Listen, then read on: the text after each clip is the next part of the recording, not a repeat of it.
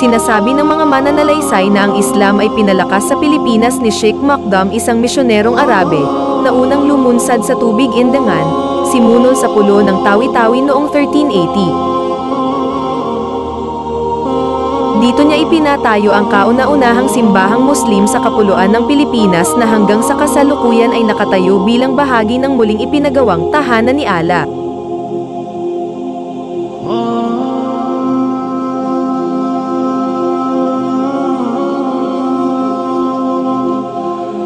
Pinaniniwalaang ang orihinal na simbahan ay nagtagal ng humigit kumulang sa 500 taon.